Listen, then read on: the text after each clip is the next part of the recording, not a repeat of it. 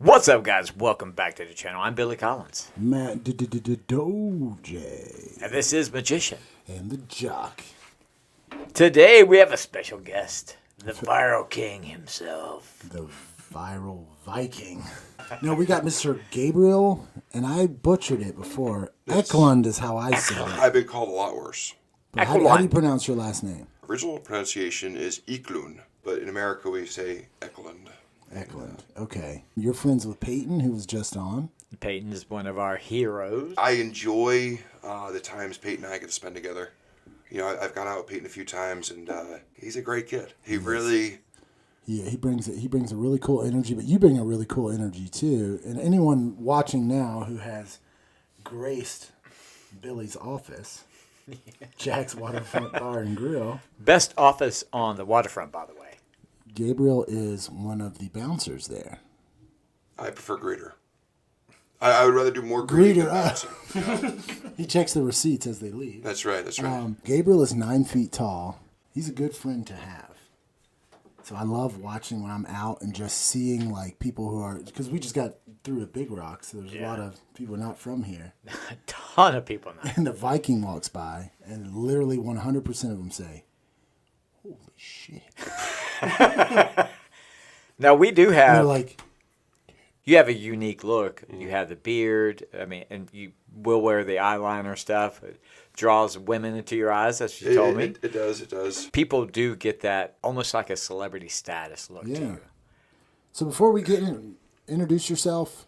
Where are you from? I'm Gabriel, as said before. I am from New York. I transplanted to Massachusetts approximately in my mid-20s. I lived there for quite some time. Had some rough spots with some toxic relationships and decided it was time to get out of New York. I need to get out of my own cycle. I need to get out of my own cycle of self-sabotage and living like an overgrown frat boy. And that's essentially what I was doing. I was kind of like this local semi-pro football guy that everybody knew, bouncer all over the place. So, like, I was the man, I thought. Greeter. So I decided ultimately it was best to come down here. How long ago was that? That was in November. You imagine trying to escape the frat boy life and you come to Eastern North Carolina, it's just Sperry's and collared shirts and fish on every shirt with pockets. This is my nightmare. What brought you here? Yeah. Well, like I said, I mean, that's a big leap. my father lived here. He moved down here approximately 2009. I made some mistakes. I did end up being incarcerated. You know, a very herd depth-like situation. You got $10 million? I don't have $10 million, and that's why I was not able to represent myself like Johnny Depp was able to represent himself. So I kind of had to take that one On the chin. on the chin. So when you say dad, are we talking about Ragnar? Yeah. Is You that know, my your- dad does look like a lot like Odin, but he has both his eyes. So that's good for him. I mean, I call you Thor. Mm-hmm. I just learned your name.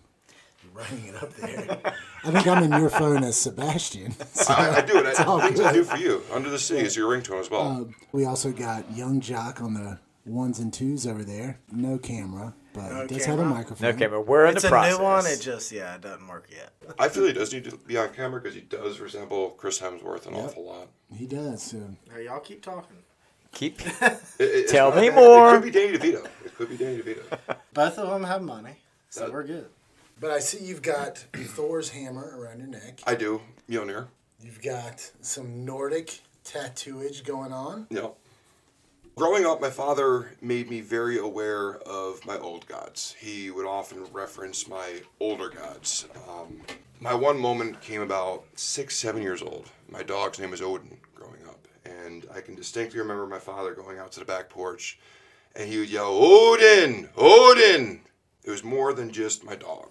And as I grew up, I was very aware of Thor, Odin. I was told Thor was banging his hammer in the clouds when it was thundering out. I was told to watch the Sly One often, referencing Loki.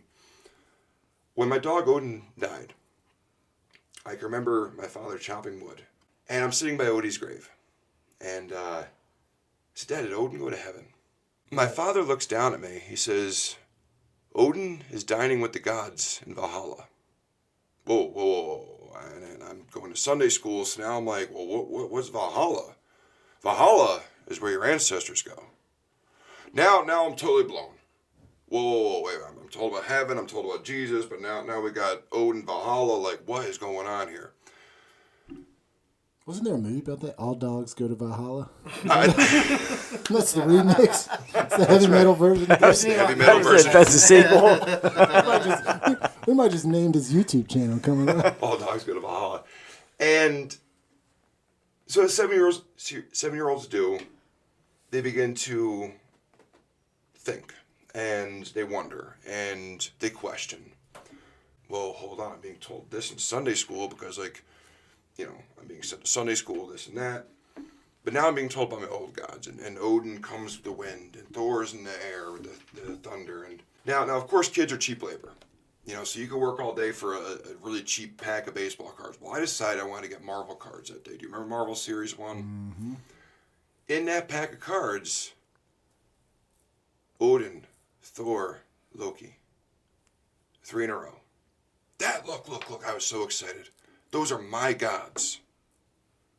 So I felt a personal relationship because I felt like it was something that was exclusive to my father and I. And then my grandfather would expound upon that. We would talk about these stories called Tumbalita stories. And Tumbalita was a man who was no bigger than your thumb, with funny ears and a funny nose. And he would go on all these crazy adventures. No, yeah. And he would go on all these crazy adventures. Is that me? We just found your character.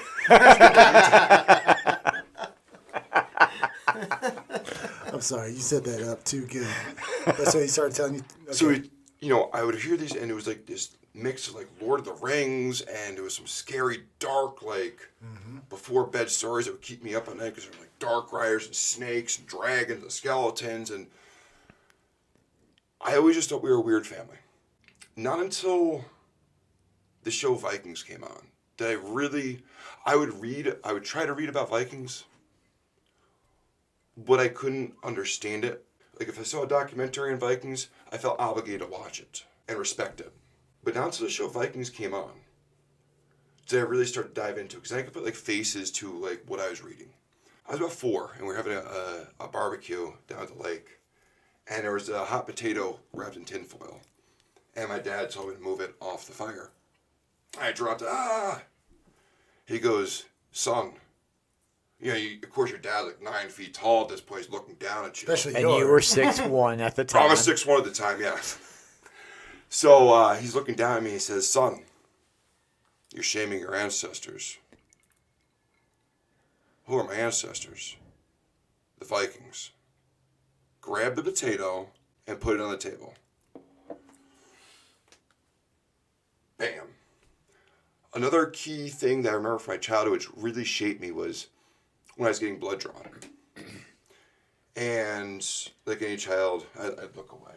I'd cry. I'd not want to do it. Excuses, fight. Finally, my father looks at me. Son, you're shaming your ancestors. Watch the needle go in your arm and laugh at it. That's Viking blood. Holy shit. Because I did that exact same thing. Extra credit in college. Yep. I said, So now I'm going to watch that motherfucker go. every time I look at that stuff, so like... So your dad was a huge influence. Does he look a lot like you? I'm definitely his son. Yeah. Whoops. No, you're good. Yeah, I think it's you're probably good. picking up. You're So, good. so you're obviously a massive... How tall are you? I am 6'5". 6'5". Probably 302 last time I weighed myself. Yeah, that's very specific. I was going to say it is 302. 302, yeah. 302.7, depending on if I eat Jack's pizza. I'm the same way. So you are a huge, you take up a lot of space, right? Which in Carter County, there's a lot of people that take up a lot of space, but it's more from a horizontal, Yes. Not spatial more of a uppage. But 6'5", 300 pounds. You've got the beard, so you're full in on this Viking thing. So let me go back real quick before you said you went to Sunday school and then your dad told you about Valhalla and stuff. Who put you in Sunday school? Was it your mom? Was it your I would say grandparents? it's the right thing to do. But you know what I mean? Like, send your kids to Sunday school on Sunday morning. The church is down the way. It was something to do. religion's very weird and conflicted in my house because, the weird part is now my dad is kind of going the other direction where he doesn't want to speak about the old gods, and that confuses me and angers me at the same point. And so he's like, I'm getting older. That's right. I might want to switch gears a whole little bit. fighting for eternity. That's a little bit. And that's more than likely what it is. But went to Sunday school. Just didn't resonate with me. I feel like learning about the example of a perfect God, and I don't hate any religion. I believe in everybody's religion because if they believe in that, I believe in that as well, because I'm not going to be so arrogant as to say I'm right and you're wrong. But I found that later on in life that the Norse gods aren't perfect. They make mistakes. They make a lot of socially taboo mistakes, and they also show you how to recover from them and to be better people for that. Yeah, because we talked to Peyton, and he's into I call it Paytonism. Peytonism. Paytonism. So whatever. So that's pagan has a connotation. What is a pagan? Okay, let's for Multiple reasons gods, of, is that- of the area, I refer to myself as a heathen now, just for those reasons. You don't ride a motorcycle. I do not. Yeah. I do not refer to myself as a pagan. I refer to myself as a heathen. Essentially, heathen is a slur for a non-believer of Christianity. So anybody outside, similar to like a barbarian outside of Rome, everyone else is a barbarian. So it's kind of like an all-encompassing. The Native Americans were called savages. Okay, gotcha. Okay. So you said Vikings came out. I like that. Vikings came out. I was a big fan of Vikings. Chris, did you watch Vikings all the way through? Not all the way through, but I know the story. Like, I was huge with, Ragnar and, Bjorn Ironside, Ivar the Boneless, which I don't know if you do this, if you watch a documentary or whatever, or not a documentary, like a series, I'll immediately go and just start, like, looking I do up the too. actual Like my phone names. is right there. It's like, I always finish the series first because I don't want, like, if they actually follow I want to see when I look it up. I want to see how close they are to the truth. Like, did these people even exist? And Yeah. do they do them justice? And we all know Wikipedia is 100% right on everything. So, But that brought Vikings kind of main stage because that Vikings was blowing up kind of around the same time Game of Thrones was. I mean, Game of Thrones is huge, Yeah. but same concept. They talked about the old gods in Game of Thrones, which I'm guessing he has some Viking influence. Yeah, I mean, I haven't watched all of Game of Thrones, but I can see, like, Oh, obviously dude, you have to. it's fictitious, Yeah, but... you have to. Well, my guy dies off very early, Khal Drago, so, like, then I lose interest. Oh, that's your dude? Well, that's what everyone says. I'm his Khal brother. Drago, so, like... This is his brother. I could see that. You are Khal Drago's bodyguard. But that brought it into the... So more people now are at least aware of these things. Then obviously you've got Guardians of the Galaxy, Thor, Ragnarok, all that stuff. At least now is in people's vernacular. And it's been in yours for a while. What's that like? Number one, I pick out poses really quick. I immediately... My thing is, like, if you were trying to identify as a ninja yesterday and you're trying to identify as a Viking today, like, I'm not going to have the conversation with you. It takes me a while to honestly open up with individuals when it comes to that conversation. I know Chris and I finally had a conversation about 4 months into interactions. I didn't realize how, you guys are obviously Danish, me being Swedish, very close proximity, and it was very interesting to hear about your family's book. I would love to take a look at that, and I mean, I wouldn't even be surprised because we are so much a minority. Scandinavian people only represent 4% of the world. There is a possibility if we were to look to the books that we could be related, even. Chris did say that. He's like... He said Thor said Thor was like, we're probably related. I'm like, you're damn right we are. I was he took about to all say- the genetics. About 4% of the males. That's right. But yeah, I mean, it is. So yeah, so you have that, and you mentioned off camera too, like that's so part of you now, which is true for us, for any of us, right? Like we resonate with something. It could be your German heritage or your Irish heritage or whatever, and then it's like, hey, do you want to do this 23andMe? And there is a split second where you're like, shit, what if it comes up that I'm South African or or something, yeah. Yeah, you're like, crap. I'm the way same off. amount of this as I am this, and I'm like 100% this, right? You mentioned that as being you don't need that to confirm your. Well, my mother, she's Polish, so I mean that's right across the pond from Sweden, the Baltic Sea. And actually in Poland, they still have one of the biggest Viking celebrations in the world still to this day. And so it's funny, my mother was more the Christian one who didn't reference the old gods as much, yet an old Polish tradition we do during the holidays was we'd leave a plate open for a wanderer. And if anybody knows Norse mythology, you know the wandering god is Odin. So like essentially my mother is inviting Odin to the house. Whether she knew it or not, she was inviting that energy, spirit, God, whatever you like to call it, into our home. So on both sides of my family, it was very strong. Even though she didn't recognize what exactly she was doing, you're inviting a wanderer to your house. And what we know about Odin is he is a wandering god. And yeah. So he gave up his eye for knowledge, right? Isn't that in Vikings where Ragnar's like Odin gave his eye for knowledge? I would give so much more, or said something along those lines. yeah, and Mimir as well. He gave up his eye for knowledge, and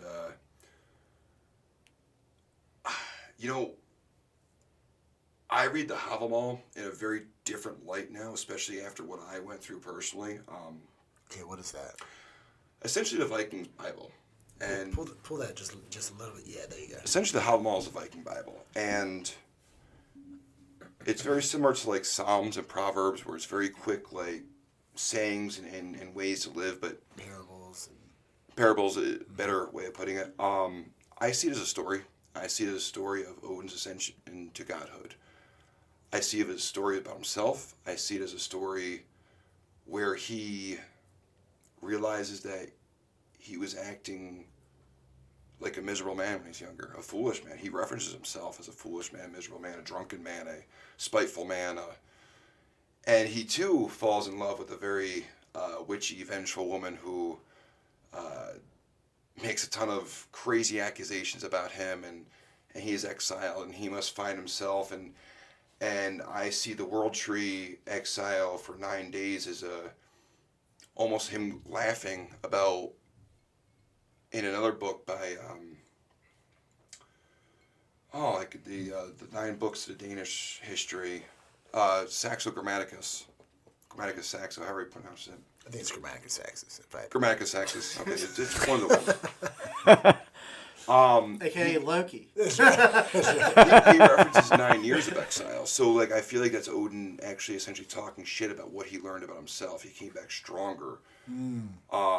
So is that how you relate? Because you've kind of referenced a couple of times throughout in the beginning of the interview here that you went through like a incarceration dark time. So does that correlate with Odin? Do you find yourself in similarity situations with Odin? I see myself trying to follow Odin's path. Much like Christians say they'd like to walk in Jesus' path. Mm-hmm. Obviously, I'm not saying I'm Odin. I'm not saying I'm Odin reincarnated. What I am saying, though, is that like I see a blueprint for success for a man who's failed. A blueprint for success to live a better life. And I just see a man who recognizes how he treated people previous in his life and the realizations he came to while he was away in exile. And whether you follow Jesus or Odin or whatever, as long as you're trying to better yourself, I mean, you can't go wrong. I mean, you've got a dark past. I mean, you've talked to us about that, and if you can touch on it a little bit later if you want to, but it's not all dark. no, Honestly. it's not. But what I'm saying is That's what we that harp you're on, coming yeah. you're coming out of that, seeing the light, and trying to be a better person, and surround yourself with that. The reason I reference the dark past is everything that I thought was fun and games previous to that led to that situation. Not doing the right thing. Trying to make things easier that are supposed to be hard. You know, life is not supposed to be easy all the time. I was trying to avoid doing the hard things I knew I was supposed to do. I was trying to avoid growing up. I was trying to avoid accountability. I was trying to avoid any responsibility for being a productive member of the world. So, yeah, I have a lot of funny stories, but ultimately, those funny stories culminated in some really dark times for myself. So, like, I think for myself, it's almost checking myself, being like, hey, this is really funny to talk about. But you got to understand, this path also led you here. And it's a very realistic approach to understanding that you can lose control of your life. And when you lose control of your life, you lose control of yourself. And when you lose control of yourself, you act in ways which are outside of your character. And I remind myself of that, and I also feel I remind others of that, especially when I'm having funny stories about the debaucherous things that are going on, that, hey, this led to this, though. It's funny. I was having great times. You know, I could probably put Tucker Max to shame if I put a book out, but that ended with some really dark stuff. Is he the one that wrote I Hope They Serve Beer in Hell? Mm-hmm. Okay, that's what I thought. Yeah. So that's why and there was some shame. There's a lot of shame. Do you find yourself, though, going the teacher route, like showing people what you did? And because you're even on your Facebook, you're pretty open about it. You're pretty, verbally expressive about what you're saying. Do you think it's because you want other people not to do that, or is it to remind yourself of where you came from? It's a little both. I also feel that, like, if you have a label you don't like in life, well, you're going to have to own that label, because certain people are going to make sure that you never forget that label. And those more than likely are people who are not doing anything anyway. But you know what? I'm not going to allow those people to bring me down before I bring myself down. And I know that I'm stronger than that. So it's like, all right, there's nothing you can call me that I haven't called myself. Yeah. What did Tyrion say in Game of Thrones, where he's like, never forget who you are, wear it like armor so that no one else can use it against you, or something like that. I think he was talking with Jon Snow. Yeah, Jon Snow, yeah. It's like, all dwarves are bastards in their father's eyes. So it was it's interesting the parallels, George R.R. Martin writing Game of Thrones, because he was huge in British, English history. Yeah. Which, you mentioned, like, hey, I'm not like any other religions. If you watch Vikings for any length of time, you realize they weren't that high up on the Christian religion. Yeah, they weren't there. There was some brutal scenes. And they didn't like. I mean, if I'm not mistaken, I'm not the biggest Viking. I mean, I watched the series and I liked it, but I'm not as versed as you and everyone else. But if I'm not mistaken, I think in the show, like, they showed where Ragnar got baptized, or was it? Yeah. And the Vikings really looked down upon that, and they were like, almost like a slap in the face, like turn it back on. Mm-hmm. What was his brother's name? Rollo. Rollo, because he became the French king. Mm-hmm. So, but yeah, now I don't. Getting back to what I was saying, do you think people, like, when you talk about this stuff, do you think you're misrepresented? Is that a word? Absolutely. Represented. Absolutely. I feel like people And it's hard because you come from an area that's big into an area that's small, and people automatically we're kind of, they can be judgy here. So I found that out very quickly, and I feel like a lot of people haven't left the area. You know, they haven't experienced a lot. I know, like, take my career doing greeting, bouncing. Actually, Jack's is the longest I've stayed at one spot. Really? Truly the wanderer.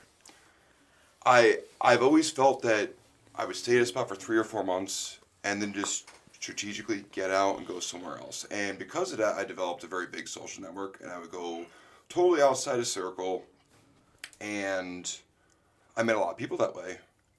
But I also kind of kept ahead of the drama that naturally surrounds that scene. And I worked at various spots. So I am traveled, whereas I feel like you obviously see the same people every week. yeah, You know, and they've probably been doing that for years. Now, to me, that's different because I'd be seeing different people every 3 to 4 months. And the one thing I noticed, Robert Greene talks about the power of timing. If you were Robert Greene, he wrote 48 Laws of Power, Art of Seduction, Mastery. Yep. You know, if you know when to get out of a situation, if you know when to come back to a situation, it's funny because I know I'm a hard worker, I'm a good worker. People begin to miss you. And when they miss you, they begin to realize how valuable you are. So when you come back, you are welcome with open arms. You are like, wow, thank God this guy's back. I'm happy. Things are going to be good. And so for me, what was advantageous was to move around, stay ahead of the drama curve, and just, you know, work in various spots across New England, New York. And I feel like around here, maybe people haven't left the area too much.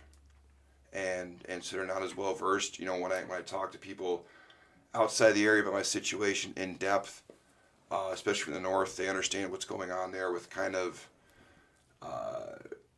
for lack of a better term, almost a mass incarceration. They understand that they're just throwing people away for anything up north. It's a very business-like thing. But down here, they actually do more diligent work. I've spoken to several officers regarding my case, showed them what I have. They've seen what the other reports, and they're like, down here you probably wouldn't have been charged.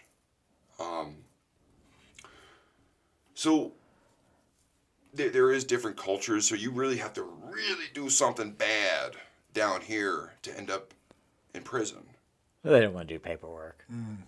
Well, that could be it too, but No, I'm just kidding. no. I mean, No, I think, because I can kind of speak on what you're saying. So I noticed up north when I was living there, the people there, their fuse was very small, like to give you the bird. Mm-hmm. But if you ever confronted them, they would back down right away. Mm-hmm. That fuse is very long here, but once that's run out, you're kind of fucked. You know what I mean? You're going to get. But it does take a lot to get past that point. Mm-hmm. So people were very nice. Definitely given the benefit of the doubt. Well, it's one of those things. Here, it's people are nice, but don't mistake nice for weakness. Right. Yeah. Up north, a lot of nice is weak. You know, which is a weird. And I know I'm generalizing right here, but it's people there would give you the bird right away, but you said what's up, and they wouldn't say anything after that. But here, it's once that line is crossed, well, then something's going down. The game You know is what I mean? on. So I imagine that's the same with relationships as well. People will let more things happen because they see through the bullshit. Mm-hmm. They see you might be having a bad day today, but that's not you all the time. You know? Yeah. I mean, it's funny because to me, and I know I've been open about it on Facebook, especially the grabbing from behind, that's foreign to me. This whole thing, Dude, I slapped him on the ass the other night. He looked at me like he was about to beat my ass. But, and then he saw me, he's like, all right, that's just Chris. I mean, the grabbing from behind just is not something that is prevalent up north. And so, like, especially in that setting, I've worked in some really rough spots. Wait, young Jock grabbed your ass? He did. Tapped it. He did. He did tap He my gave you a ass. good game? He did give me a good game. 2 hands. It was really good hand. 2 hands. So let's hold that thought and come back and we'll do a Yeah. refill. You're a big strapping dude. I like to think I'm a big strapping dude. Billy, we carry ourselves. We've talked about masculinity. That's Odin right there, right? That's Thor, actually. It's both Thor, his eyes. okay. So Vikings and masculinity go hand in hand. You know, you got to die with your sword. There's this, we've talked on previous episodes, the warrior's death on Fully Vetted, where it's like, I want to die in a pile of brass. What do you think the state of masculinity is? Or put another way, how does call it Norse mythology or Norse religion, how does that fit into a Western world which seems to be constantly attacking masculinity? The sad part is I believe America is following the way of Rome. We are all about sex, drugs, and partying, and we believe our technology is going to protect us. Other countries are working very hard physically. They're just physically bigger, stronger. Which countries do you mean? For instance, I have a friend, not to divulge too much information about him, but he did some time in Germany in the army, training with those guys, and he says they're like, all their soldiers like 6'8", routinely deadlifting 405 for reps, moving some heavy weight, and they're just almost waiting for us to like leave before they go back. Germany would never do that. They would never. Of course they wouldn't. Of course they wouldn't. They would never call for war. No. That's a Norm Macdonald joke. He's like, I don't know if you guys are big fans of history, but Yes, not Germany. No, they would never do that. But like, no, other cultures are celebrating their masculinity, their understanding of it. They're not repressing it. They're not holding back. When we were children, I'm sure you can relate to our cartoons or G.I. Joe, He-Man, Beastmaster. Mm-hmm.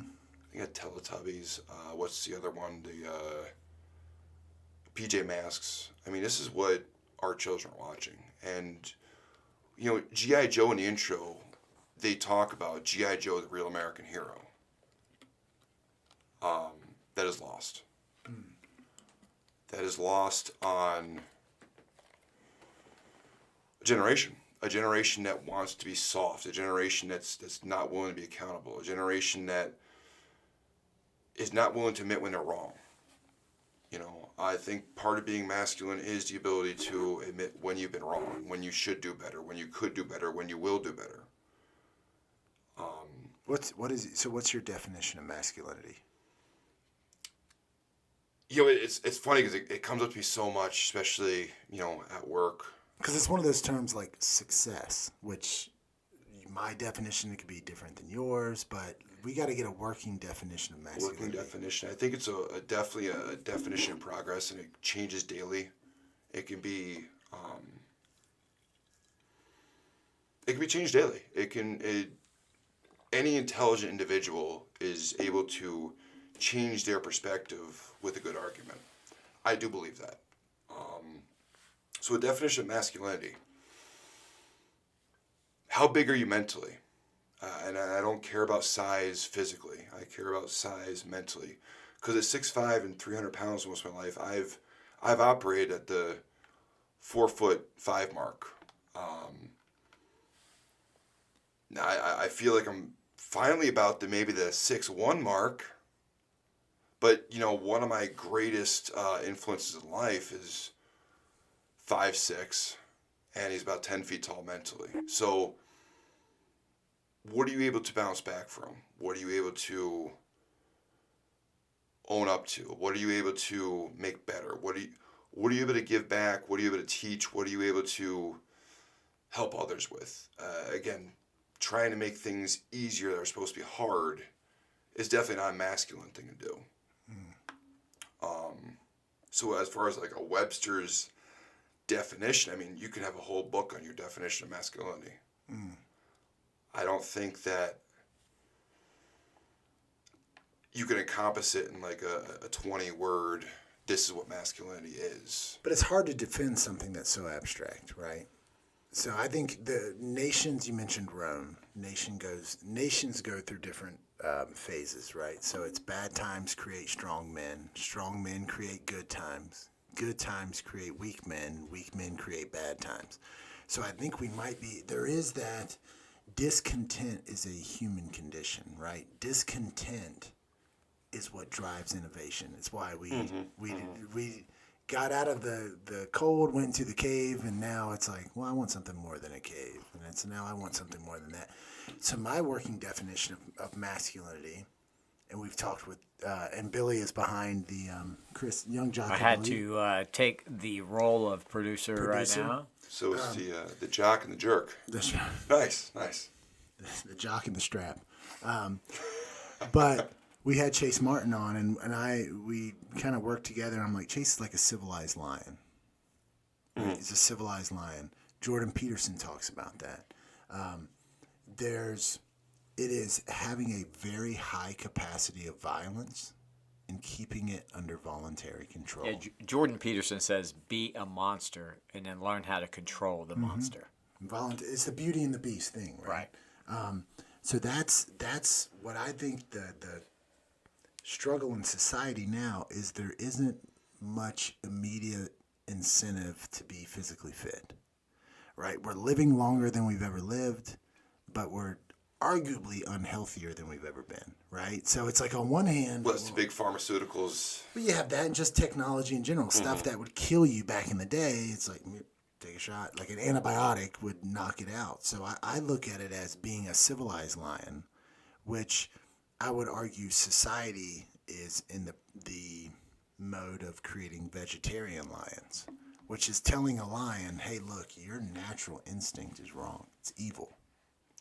I feel with the medicines, the technology, we are allowing the weaker to survive. The ones that would have, unfortunately, probably been left behind, died off due to sickness.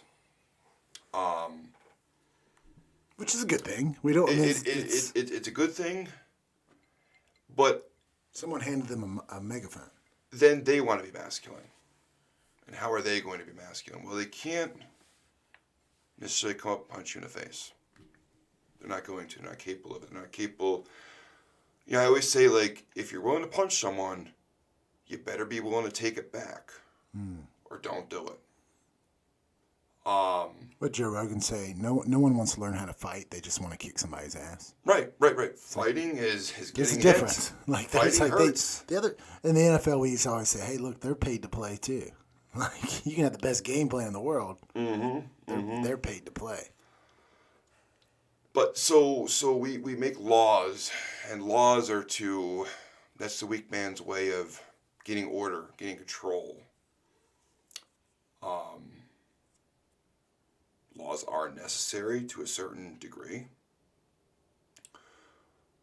But at some point, I believe they become too extensive. They throw common sense out the window. They throw... Goes from maintaining order to maintaining control. I couldn't have said it better. Yeah. That's... Yeah.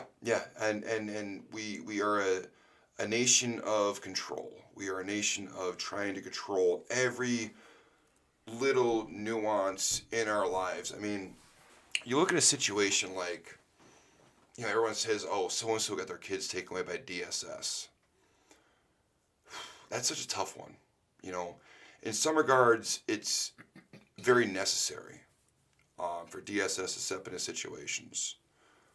But not every situation fits into a category. And when you have those categories and you're like, hey, either it's category A, B, or C, I mean, you're not looking at circumstances. So you're just trying to exhibit control. I believe that the college degree has become watered down because of that. Everybody's trying to justify their role. They're trying to, and by justifying their role, they're trying to justify their employment. So in order to justify your employment, you have to produce numbers. And sometimes those numbers are not using common sense, but just putting a situation into a category. Does that make sense? It's like a solution looking for a problem. Like, so if I'm a doctor and there's no sick people, well, then suddenly there's no need for a doctor. Absolutely, absolutely. And I mean, you'll think criminals, the cops need the criminals. They do, because there's no criminals, there'd be no cops. My other big thing is, it's funny because I do want to harp on this. Like, players need the fans, and fans need the players. And I always, people will sometimes rag at me because I say like we when I refer to the Giants, and it's like, well, bro, I've been a Giants fan for my whole life, right? So like, fan is short for fanatic. So. Fan is short for fanatic, and so I do refer to it as me. I do take it personal. I feel like the players represent the fan base. If you wear the blue, you're one of us. Do we get a ring when there's a Super Bowl one? No. I don't think we deserve one. But we do have the ability to go out and buy a shirt to commemorate that. So, without buyers, there's not sellers. Without sellers, there's not buyers. Without fans, there's no team. Without no team, there's no fans. I mean, I think, and that just goes to common sense. I feel like society is such extremists. Let's go with the Roe vs. Wade, for instance. Everybody's all upset about the Roe vs. Wade. I really feel what people really want to say is we just want irresponsible people to be responsible. And that's what we're tired of. We understand there's circumstances and everything's different, but what we're really tired of are irresponsible people not being responsible. And I think that'll be a fight to the end of days. I mean, if you've read Plato Republic, a lot of the arguments he discusses in that book are the same things that could apply today, and that's thousands of years ago. But the one thing that doesn't change is human nature. Right. So technology will change, the way we'll communicate will change, but human nature is still the same. Until we evolve our human nature, we're just going to be in the same loop. Yeah, no, definitely, man. I remember hearing before there's two groups of people in politics. There's those that want to be left alone and those that won't leave you the hell alone. And the vast majority of people are in that first group, right? So it's like, whatever, do whatever you want. It's not impacting my life. But then eventually it shows up in your backyard, and Roe v. Wade or school shootings, and then there's it is the one thing the elites, or call them whatever you want, the puppet masters or whatever, that they couldn't account for was the internet, right? So now there is a crazy access to information, which we're doing now, right? We're putting this stuff out. Guys like us could have a voice. Where I can remember growing up, I had WGN, Channel 7, 8, 9, and 12. You know what I mean? It was... The problem is we're not going to get the likes, we're not going to get the views, because we're not shaking our ass like idiots. We're not willing to lower ourselves to pick up. Will. Fair enough. That didn't get the views either. Okay, we haven't got to that part yet, but we're being real, and people, they want to be fed the fantasy. They want to be fed the fantasy of, let's manifest this. Let's lay back, let's manifest this perfect life. I've tried that shit. Doesn't work. What do you mean? The whole visions, we're going to positive vibes, we're going to throw this out, we're going to sunshine, rainbows, everything. And the truth is you got to grab the day by the balls and go get it. Whether you're sick, whether you slept, you just got to go get it. And there's no free lunch. We talked about that in the break. I tried the free lunch for years. I really did. I thought I was a shit. I can go here and get a free sandwich. I can go here and get a free sandwich. I can get free coffee over there. I could do this. I could do that. And you begin to believe your own hype. Now you're just getting free sandwiches all day. You get a fed lion. Now you get fat. Now you get complacent. Now you get angry. It's okay to be hungry. It's okay to miss a meal. In fact, it's good for you. I definitely believe that. It's good for you to... I think I read a quote recently that was, you never know how strong you are until strong is all you have. You know, and there's certain, you know, you've touched on a little bit of your past, and we're not going to glorify it. We're not going to give it more power than what it needs.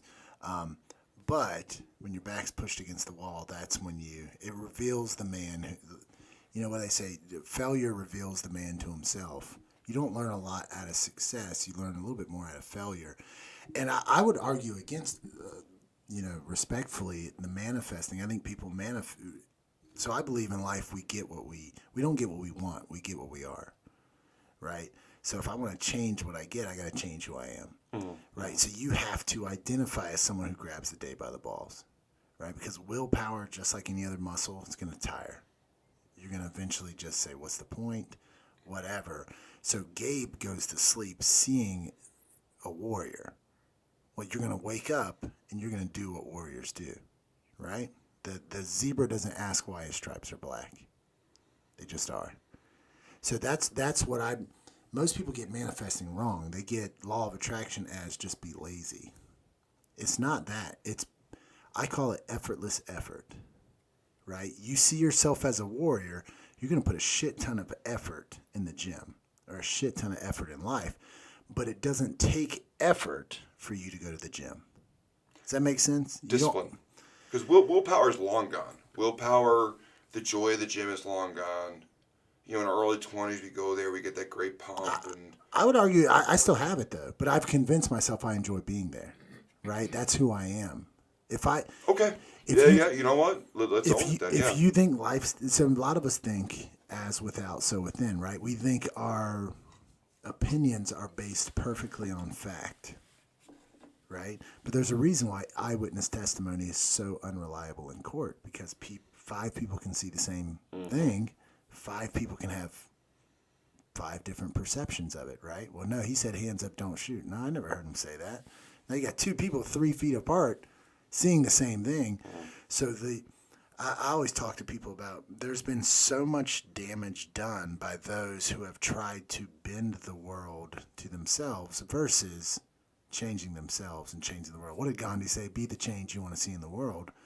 Change your perception, the world changes automatically. So if I think you're an asshole, you're going to live up to that. You're going to confirm it for me. If I think you're a wimp, you're going to live up to that. If I think you're a decent, respectable guy, you're going to live up to that. Now, sure, you might do something that's out of character, but the reason it's out of character is because I have a different character of you in my head. Does that make sense? So that makes total sense. We are constantly confirming our beliefs on ourselves, on everyone else around us. The problem is too many people are chasing what they want. And when you want something, you're admitting you don't have it, you'll never get it. Does that make sense? That's deep. That's so deep and so articulate. Fireball! No, I mean... I just had to push back a little bit. No. You really... And you changed... Maybe you made me realize things I've already known. You know, if someone doesn't want to like you, I could give you a new pair of sneakers every day.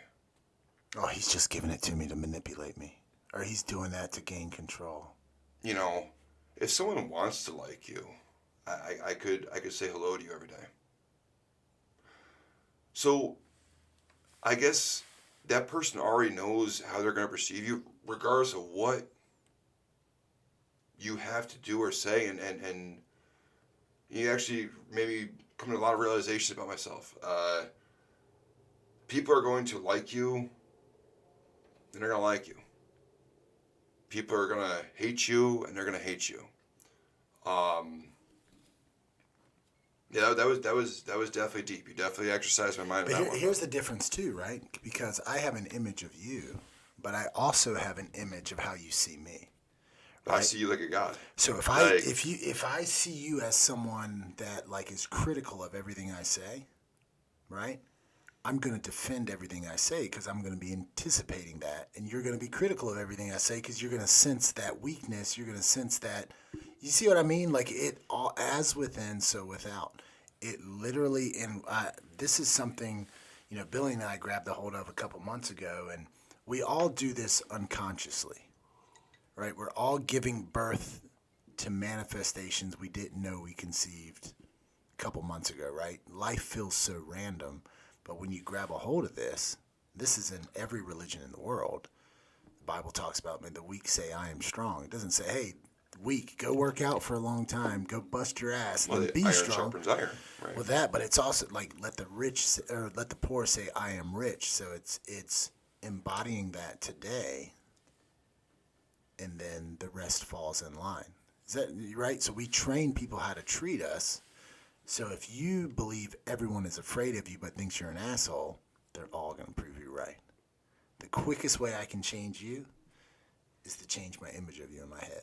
Does that make sense? Oh, I think this is the only way to deal with trauma. I think it's the only way. Because if I'm waiting for everyone else, good luck. You definitely stuff I already knew was there.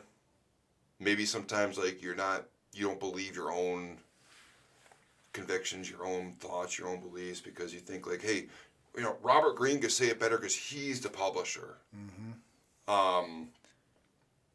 Benjamin Franklin, another one of my favorites, he could say it better because he's Benjamin Franklin. I can't say it better because I'm me. And imposter syndrome, yeah. I've never heard that one either. That was deep. They say fake it till you make it. But which we had David Price on, and Billy can talk about that, who said no one likes fake it till you make it because it feels fake, right? Right, it feels fake. Jewelry. It feels like costume jewelry. Right. And I guess, the way you got to really look at it is just keep on plugging till you get it.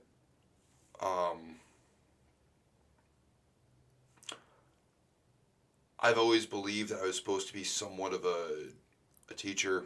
I had to go through something very hard and traumatic in order to do so. I never knew what that was. I feel now I've been extremely humbled as far as how I perceive myself and the world. More understanding of just more understanding of people, more understanding of human nature. I don't know if I can really put it into words. You've been incarcerated, so you've seen arguably the lowest common denominator. Yeah. But you've also been around people of fabulous wealth, of influence. Yeah. So You'd be surprised who you've is seen in there. both ends of the spectrum, and then it's like you come to the conclusion: people are people. Right. I think we said it last time. Everyone poops. Everybody poops. Yeah. No. Everyone. Does it aggravate you when you see people that they call them the 21-year-old entrepreneur on Instagram that's going to sell you a course on how to be rich? Of course. And, deep down you're like, okay, well, you know nothing about that. That's where I see it because I had a failed business and, I've been a successful businessman. But also I see that I kind of cringe. So when you're out and about, I almost feel like obviously there's knowledge in, your past and what you've learned through the rigors of life. But also, like, it's almost like a bitterness when you see people that haven't been through life and want to complain about stuff and argue about everything. Going back to the Roe versus Wade thing, I heard a girl at Walmart, she was like, they overturned it because the Supreme Court is nothing but a bunch of Republicans, old white crusty men, and I'm like, You ever heard of Clarence Thomas? well, and I think there's 3 women on there. But anyway, on top of that, the guys that passed in 1973 were old crusty white men. So. And the whole case was based on a lie, too. Yeah. So, but it becomes bitter as you get older, and sometimes with that bitterness, you have to have like, okay, consider the source, consider where it's coming from, consider who's saying it, and know that God help us, first of all, but 2, they'll learn. It's like they haven't lived life and able to for them to speak it now. And I'm sure when I was 21, I spoke a bunch of shit too. Mm-hmm. We all did. We all knew everything, and nobody could tell us. Yeah. And I'm a lot older than both of you. So, I reflect back now and I'm like, well, good Lord. So I think time kind of builds an intolerance, but an acceptance all in the same time. Does that make sense? And you are right about the bitterness when it comes to. And I've never been incarcerated, but I mean, as far as you see people come out and like, oh my God, I can't believe he was. Did you know that he was in jail? Martha Stewart was in prison. Right. It's like, come on. Right. And that's going to be something that's going to take time for me. This wasn't some. This was a case that involved someone I was madly in love with for quite some time. This is not some random bar fight gone wrong. This emotionally kicked the shit out of me. Actually, the incarceration was the easiest part. That was the easiest part for me. It's almost like sobering up from that relationship. Yes. The reminders are there daily. Songs, quotes. And then you start to wonder, were you really the monster you're made out to be? When I thought, and I felt my heart, I was giving a phenomenal effort to be a good man. To be what a man should be. And just got pushed way too far. So that was, that's where I think a lot of the bitterness in that situation comes from. But as far as like seeing young people being successful, I get told all the time, you're the viral Viking, you came up with this stuff, you have great internet content, but yet, I'm not, It's the curse of potential. Curse of potential. Some of my views have gotten, the thousands before, some don't get there, but so I've been on the cusp, not really, I don't know how to monetize it. Some of it's just me just being goofy. Neither do we. Right, neither do you guys. So hopefully we can come together and create a great alliance. We'll get there. We're getting there. So that's where the bitterness comes from. I watch these guys on YouTube. My nephew's watching. They're playing video games, and they're just like idiots, but they know how to work the algorithms. I'm like, there's nothing entertaining about this. It could be, but if that's your mindset, because in a way you're saying that's like they're playing a video game using a cheat code, right? Mm-hmm. And you don't view yourself as a scumbag. So you're basically telling the world or whatever around you the only way to get successful is to be a scumbag. I'm not a scumbag. So it's kind of the starving artist mantra, right? There's a lot of artists that are like, I got to be a starving artist. Right, they live up to it, right? Right. So, I heard a thing. There's 2 cars, right? And they drive by this mansion. And the first car said, man, no one should live like that. So many poor people. No one should live like that. The second car drives by and says, man, everybody should live like that. It's like, which car do you want to be in? And when you look at either you call it an abundance mindset, a scarcity mindset, whatever it is, but it certainly starts between the ears, because if I can't believe it for myself, I can't see it, I can't experience ahead of time. If I can't see past my current environment, how can I ever advance, right? Look at everything in this room right now. Everything in this room, number one, made somebody rich. And number two was just an idea. was an idea. There was a time where telling, hey, a microphone plugged into it, like, burn the witch. You know what I mean? Like, you're a witch. Yeah. There's a TV. How crazy was that? There was a time when that was just a figment of someone's imagination, but it became so real in their mind where that started to cloud out reality, and then eventually it hardened into fact. So that's the biggest thing is we've talked on previous shows, living from the end, thinking from the end, not thinking of the end, right? So pretend you're reading a mystery novel. You read the last chapter first. Now you know how it all works out. Now you can enjoy the book so much more because you're not sitting there like, oh my God, who's the killer? Is it Jim? Is it Steve? How's it all going to work out? It's like, no, I know how it's going to work out. Oh, this is very enjoyable because now I'm seeing life unfold towards this obvious conclusion. Does that make sense? That makes total sense. I mean, it's almost like because writing your obituary. Yeah, I mean, we probably see you in a much bigger light than you see yourself, right? And that's just human nature, too. We tend to overvalue other people's talents, their abilities. You probably think I'm a lot cooler than probably I think of myself because I played with the Giants. And I look at you, I'm like, this guy's a fucking walking giant himself. Well, I get that all the time when I ask people to come on the channel. Hey, you should come on and talk about yourself. And we get it all the time like, oh, I have nothing to offer anyone. What can I do? There's nothing. I'm not anything special. It's because we have a tendency of looking at people and say, hey, you got a really good story. You know, and I think Matt and I are both on the same page is that we, you know, when I first started this channel, is because everyone has a story. And it may not be interesting to you because you live it. Too close to it. Right. But others might find it, okay, well, yeah. I was there at one time. I was aggravated because of this female and you know, whatever the case may be. But until they get on and they start talking, they're like, wow.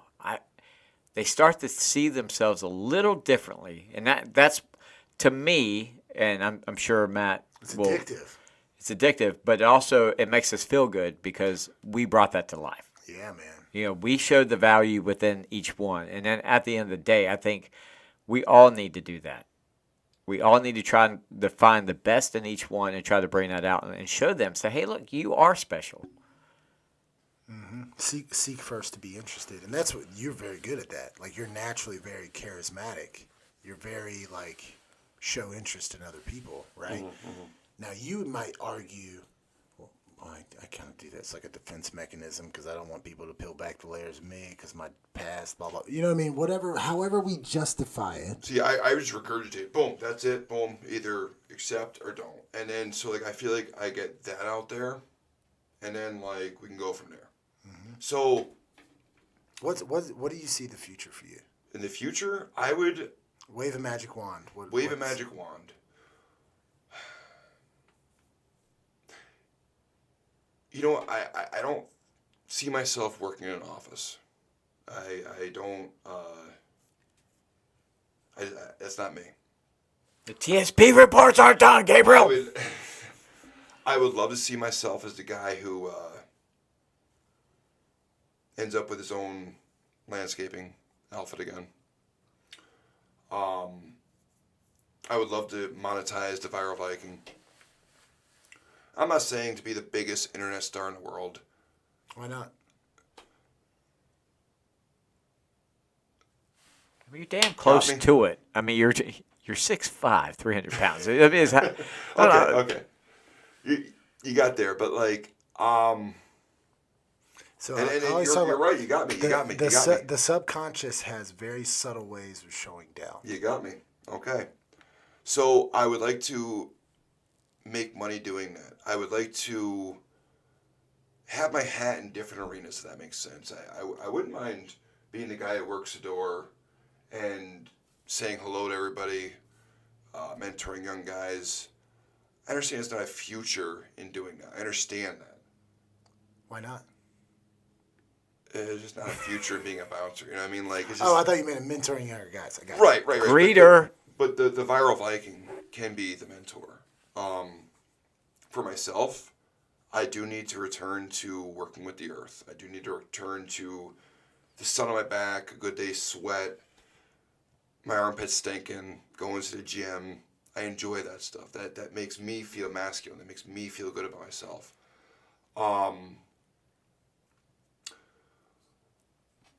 As far as myself at this current moment, not exactly where I want to be because of where I was, but very close to now taking smaller steps to where I want to go, acquiring the serviceable truck, acquiring better equipment, possibly acquiring more accounts for myself. I have a few accounts I have already down here, but doing more. So I enjoy that stuff, but I see myself as a guy who has many versions of himself. So I don't mind having my hat in different arenas. But sounds like you thrive off of that. I do thrive off of chaos.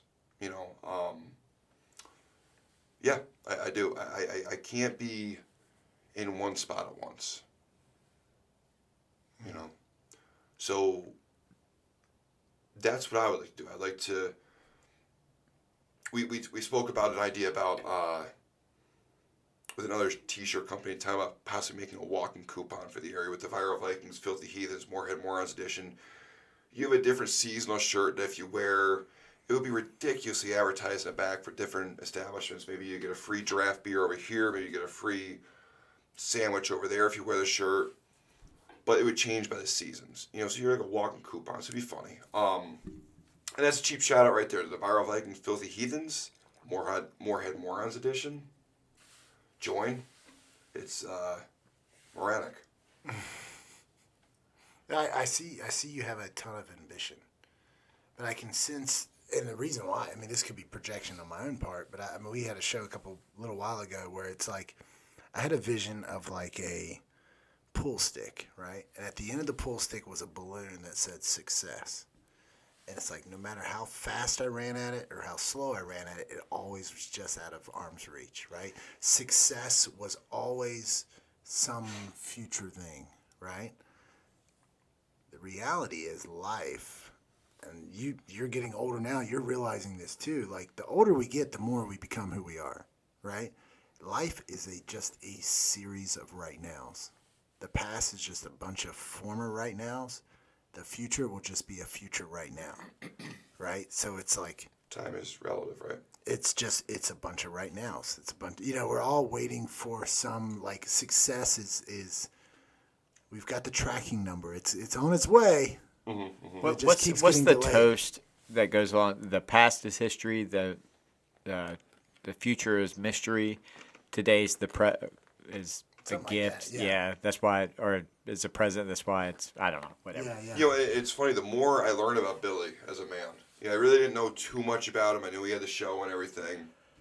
But I'm gonna tell you, Billy, you're an inspiration. Like, I see you, and the other day I had this stuff going on my leg. I come to you for that. I look at you as this guy who has knowledge of the body. We spoke the other day, and I was like, I really enjoy speaking with Billy, and man, I wish you were on camera with us right now, because, like, I wish you knew how I've begun to see you. Well, I've got the face of radio loves. You got the voice for print. The voice for print. I appreciate that. I wanted to, I felt bad that you came over here and you're off the camera right now, but I wanted to let you know that, like, as we've interacted the last couple of weeks especially, I've definitely looked at you as, like, an inspiration. You know what I'm saying? And I want to put that out there as well, because I say Matt's a god because he played for the Giants, but I look at you as an inspiration for what you're doing. You're trying to deadlift 500 pounds by the time you're 50. Like, that's an inspiration. So I wanted to definitely moronic Morehead right there. That's a moronic Morehead yes, right it there. Is. Well, I'm a firm believer in. So I went through a dark space when I was going through my divorce, and I found that I needed to surround myself with people that were going to lift me up and make me a better person.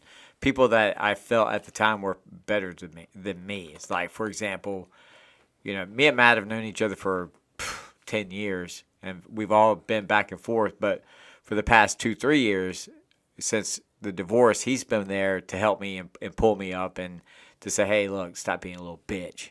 This is you. You're in the driver's seat now. You're the best that you. Well, basically, what I was saying is I see you a lot bigger than how you see yourself. So, like, you are going to conform to how I see you. Right, and as It's far going as to be uncomfortable. and like Grant, for example, Grant knew the possibilities of what I could do physically with my body. He, drove me hard, and he's like, hey, look, I'm not going to give no excuses because you're older than half the people in my class and stuff. I'm going to call you. I'm going to text you at 5:30 in the morning. Where are you? Why aren't you here? And, he holds me accountable, and that's the kind of people that I need. And in return, I want to be that for people. I'm always going to take care of the people I love, the people that are close to me.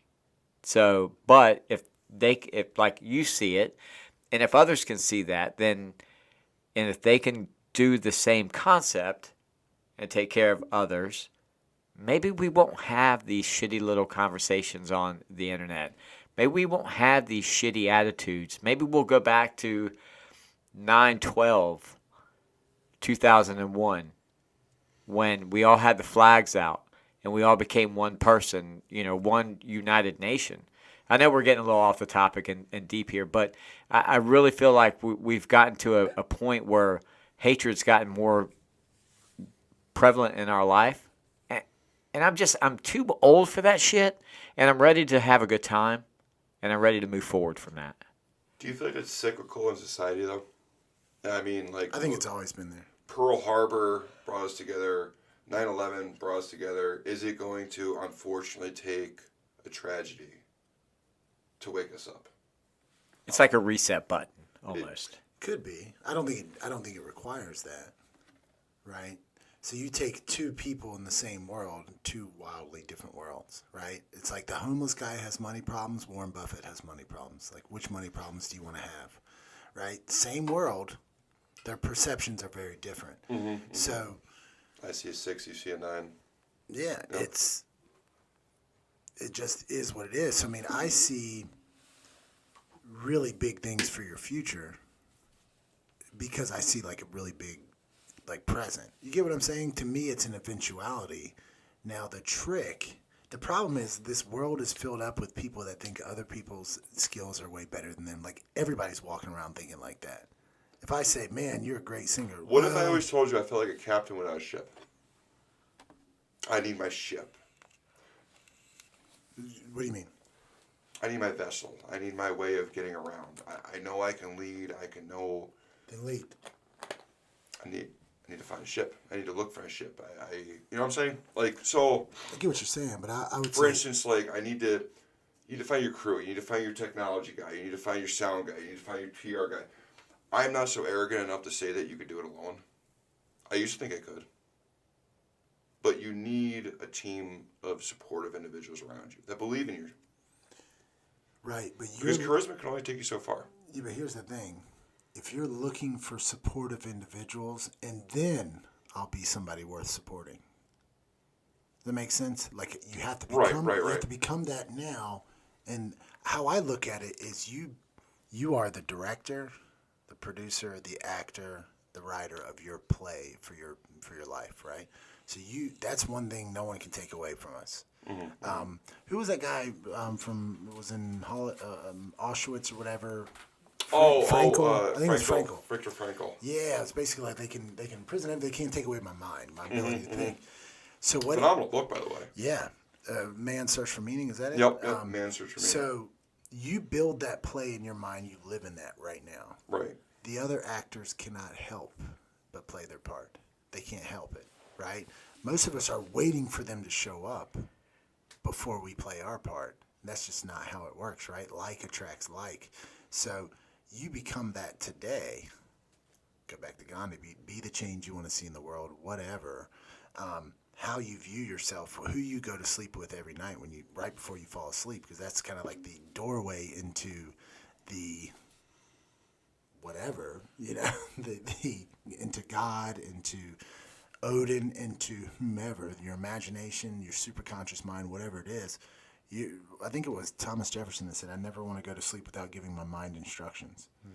Right? So it's like fall asleep in that assumption, because in life, we don't get what we want, we get what we are, and we get what we expect. Right? So if your expectation is something great's going to happen today, it probably will. So if it's something bad. My expectation is something great's going to happen, but never today. And that's what I'm saying. It's almost at arm's length. You've critiqued it in a way that, like, because, bro, this is me. Makes sense. It's me. Man. Because you're right. And yeah. So we have a saying here, like, and it takes us. I know when we said that we had a little bit of technical difficulties and stuff like that, but we have a saying of just press record, and that doesn't mean just for the show. That means in anything that we want to do, is that you just have to do it. I'm at the age now where I have friends that are dying and that are sick, and I'm not guaranteed a tomorrow. So I can't sit back and wait for shit to happen. I got to go out and do it. If I set my mind on something, I got to do it. And luckily, I'm blessed to have someone like Matt who's more creative than I am. We've had this conversation. I'm creative. Matt's 10x creative. ADHD. I just have the technical. I'll do the technical side and whatever it takes to get us there. I've got the hustle part. So it's just like. Never waste. Do you notice though how the actors came to play their roles? Right, because it's a compliment, right? So like I remember hearing Andrew Tate say, "Get addicted to your phone, but instead of consuming content, start producing it." I'm like, all right, I'll do that. Lo and behold, Billy's he's got a YouTube channel, he's got a camera. I'm like, all right, let's do it. Yeah. You see, I mean, it happens. It's effortless effort. Well, I mean, the same year as be said that I've had content and you guys were like, hey, you know what, let's bring this guy on. The same could be said with that. You know what I mean? Not that I'm producing much content right now. I've been more focused on myself. Because I think, like, for right now, I need to focus on myself so I can produce the best content I can.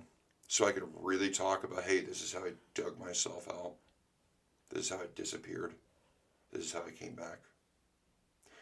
And have conviction because I've done it. Why aren't you doing it now, though? Here's the thing. It's like, okay, everybody wants the storybook ending saga, but the meat of the book, the meat of the content is the journey. So right. Every day should be like, hey, you know what?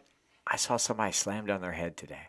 And it made me think, hey, I need to look at life in a different perspective. Maybe this isn't what I want, blah, blah, blah, whatever the fuck you want to say. But you also never put off today for something tomorrow. Just do it. The content for Facebook, I know we're getting off into the Facebook and content realm, but it's just like we said, you just have to press record. I mean, just do it. Let's take one break. I'm gonna do one more refill. Okay. Then we'll wrap it up. It's kind of the chicken and the egg thing. People think their perception of themselves is based in reality. And I remember, it's like the videotape you got in your head, right? The past, we use our imagination obviously for the future, but we use our imagination with the past too. And I remember I had this memory. If you'd have put me up on a lie detector test, I would have passed. Of how this memory went. Then my brother took all the VHS tapes, put it onto digital so we could watch it with like our PlayStation. It was all digital. And I watched it and I was like, wait a second, that's not how it happened. But I saw it was different. I'm like, if I was that wrong about something that inconsequential, unconsciously I changed the past. Unconsciously. Lie detector, I would have passed. Right? So it's like, all right, well, if I have the power to change it, good or bad, or indifferent in this case. I don't mind being that polarizing character. I don't mind calling out people by name. I don't mind, because it's happened to me. It's made me a better person for it. It's made me evaluate myself. And also you see yourself as someone who calls people out by their name. Absolutely. That's why you don't mind it. Because that's happened to me. Right. But and it's just not about being a pussy. Like, you gotta, if someone took the time to call you out for your poor behavior, you've done something wrong. So, like, I don't mind being that guy that does so. I wouldn't even mind bringing it to Carteret County, the way it once was in Berkshire County. At one point, I didn't even go out anymore because people would want to take so many pictures with me when I was back home as the viral Viking. People didn't even know I lived in Berkshire County. It was so. It started off as a joke between some friends and I, and it just blew up. And people didn't even know my first name. They knew I was the viral Viking. They thought I lived in Minnesota. They were shocked I lived in Berkshire County. It was, it all happened at once. And I got complacent. So that's where I began to get sloppy. Sloppy with myself, sloppy with my routines, sloppy with everything. So I would love to bring that here. That same energy that, it was funny, I used to end some of my videos with, grab the day by the pussy. Because, everybody would get on Trump for saying grab her by the pussy, so I'd say grab the day by the pussy. I would love walking to work, because I only worked a mile away from where I lived. It was good exercise. Rain, sleet, snow, didn't matter. But people would yell out their window, grab the day by the pussy. I would love to bring that energy back. Why are you walking? Well, because I also got really great content. Like, I used to get, like, drug addicts fighting over drugs. Drug addicts. That makes sense. Passed out you got to be on the street to get the street content. You're not going to get it driving by. So I got some great content simply by walking. And you have to do it daily. You have to make it your prerogative to actually make that effort to walk to and from work. I could get it done in under 10 minutes, mile walk. First and foremost, good exercise. So, yeah, that energy coming back here would be phenomenal, and I would love to bring that back here. I'd love to be a part of you guys. Because I see you guys as doing something that at an advanced level of what I want to do, of what I didn't have the confidence of doing. So you guys have taken a step. So, like, yeah, that's kind of like where we're going with that conversation. It is nice to be noticed. Like, I'll be at the other day, I was at the bar, and they were like, I was making a drink, and I heard, don't they have like a show? Doesn't he have a show? And I walked over and gave him a drink, and the kid was like, don't you have a show on YouTube? I was like, yeah, me and my friend Matt, yeah, we do. It's Magician and a Jock. I said, we have a channel that we highlight other shows too. And they're like, cool. I was like, have you subscribed? He goes, no. I love that one. Well, why the hell not? I love that one. Have you subscribed? Have you liked? But you know who you are. I love that one. And, they actually get some, like, great effort to type in the Magician and the Jock. I remember when I barely knew who you were, I saw you put your Facebook post up there. I didn't even know who you were, but I saw what you were doing. I hit like. Because I ask all my friends to like my page. So why would I not like other people that are trying to do other things? It's so funny, like, people will, they'll send the likes, but I feel like likes have to be reciprocated. If I'm asking you to like my stuff, you need to like your stuff, Yeah. And there's trade-offs in life. Life is about trade-offs. Life's about... There's no solution, only trade-offs. Yep. You're right. They're very, very, very true. I like that title. Thor's hammered. Thor is a little hammered right now. But we've talked... Thanks, guys. Magically, the Magician and the Jock got me hammered. Big man fall hard. No, we've had a bunch of people on who've had echoed similar sentiments, right? We've had one guy grab the bull by the horn, Jordan, who It's taken off. was just gone with it, right? He saw the vision and he took some ownership in it. And for sustained success, it's got to be effortless effort, right? You talked about walking to work and getting the content. To you, that was a no-brainer. Right. It wasn't like you didn't have to give yourself a pep talk every morning to walk to work. It's like, no, this is just what I do. So that's working at a flow, right? And there you can get success by force. And there's a lot of people that are convinced, hey, making money's hard. Picking up chicks is hard. Well, that's insert the whatever blank there is. over the shoulder. Had to. But no, whatever your perception is, you're going to prove it true. If life is difficult in your mind, it's going to be guaranteed. But then you ask someone else, and they're like, no, life's not difficult, not at all. And you're like, huh. So it's just that I'm obsessed, and I've told Billy this a million times, I'm obsessed with making people say, huh, never thought of that. You know? You've definitely done that a few times. And he's really good at it. Oh, I'm like now. That's the one thing I do in this show is now I have so many more deeper conversations because you start to notice trends in people's lives. You start to recognize the self-limiting. You know, they throw disclaimers on stuff. That Billy was really bad at that when we first met. I'm getting better. Now he's good. It's not to be a jerk, but it's also like people don't listen to you because they like you. They don't listen to you because they believe you. They're listening to see if you believe what you say. That's it. That authenticity. And I think once you grab a hold of that, man, to the moon. To the moon.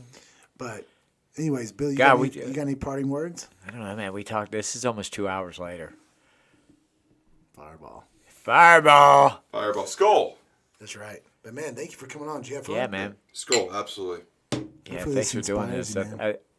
I think you're gonna go back and watch this, and you're gonna be like, wow. And the cool thing about our show is that we do have a tendency of changing people's perspective of themselves, and like I said before, kind of like highlighting why we think they're special. And if we can do that, then we've done our job. And with that being said, if you like this, please hit the subscribe button. Smash the like button. We'll see you on the next video. Peace.